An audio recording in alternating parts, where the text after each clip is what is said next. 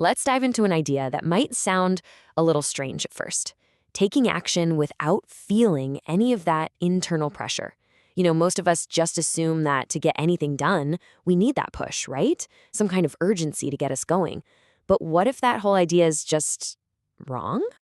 I mean, this is the basic assumption we all operate under, isn't it? The idea that without some kind of internal engine forcing us forward, we just sit there. We treat pressure like it's the fuel for everything we do. But what if we've been using the wrong kind of fuel this whole time? Just think about what gets you moving on any given day. A lot of the time, it probably starts with a hard deadline, something that's non-negotiable and just forces you to get in gear. And then you've got expectations layered on top of that, right? From your boss, from your family, from your friends. And maybe the heaviest ones of all are the ones you put on yourself. It's just another layer of constant pressure. And simmering underneath all of it is this quiet, nagging fear. The fear that if you stop pushing, even for a second, you're going to get left behind. This feeling of, I have to do this, ends up powering almost every single thing you do. The crazy thing is, we've kind of become addicted to this feeling. And I'm not just talking about for big, stressful projects. It's that low-level hum of pressure we use just to get out of bed in the morning or to answer emails or even do the laundry. And yeah, it seems to work, but it comes at a huge cost. This deep, unending sense of exhaustion. And this leads to a really interesting misunderstanding we all have. We've been taught to see pressure as a type of energy, as the thing that powers us. But what if it's actually the exact opposite?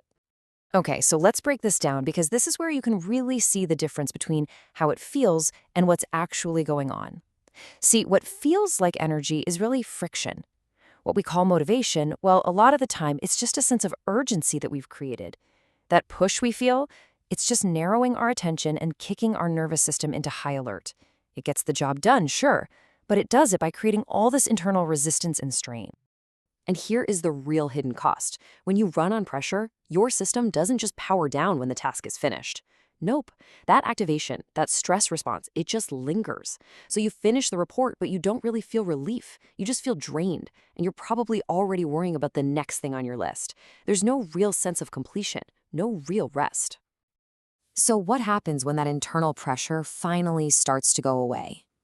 You'd think the first feeling would be peace, right? But for a lot of people, it's actually kind of alarming. I mean, when you're used to all that internal noise, the silence can be pretty deafening. And this is the question that pops up almost immediately. It is the number one fear. We have so completely tied our ability to take action to this feeling of pressure that we can't even imagine one without the other. It feels like taking your foot off the gas and somehow expecting the car to keep going. But here's the absolute game changer. That link you feel between pressure and action, it's not some fundamental law of how you work. It's a habit. It's a strategy you learned along the way because, hey, it seemed to work. But just because it's a habit you learned doesn't mean it's the only way or even the best way to get things done. So if pressure isn't the answer, then what is? Let's take a look at a whole new way of thinking about action, one that isn't built on force but more on a natural flow. What does it actually look like when an action just happens? So instead of a push from the inside, the whole process is more like a pull from the outside world. A need comes up, the phone rings, you feel hungry, an email needs a reply, and action simply responds to that need. The movement happens cleanly, without all that drag of procrastinating or debating it internally. And then once the task is done, your system completely lets it go. It's over. No lingering anxiety, no need to justify it. It's an incredibly efficient way to operate. Now, I know what some of you might be thinking. This all sounds a little passive, maybe even lazy. And yeah, this idea of effortless effort is really easy to misunderstand. And that's totally normal. It's a really common experience, actually. When you're so used to the drama and the intensity of urgency, this new, calmer way of doing things can feel like you've slowed down to a crawl. You might even start to think something is wrong. But here's the key. You haven't actually lost anything from your action. What you're interpreting as slowness is simply the absence of tension. You've gotten rid of the friction, that internal battle that you used to mistake for effort itself. And this is a really important distinction to make. Action without pressure doesn't mean action without effort. Of course not. You can still work hard, you can still focus intensely, and you can still have your energy rise to meet a big challenge. The huge difference is that these things become situational. They show up in response to a need, and then they go away when the need is met. Effort becomes a tool you can use, not a state you have to live in 24/7. And really, this is the bottom line.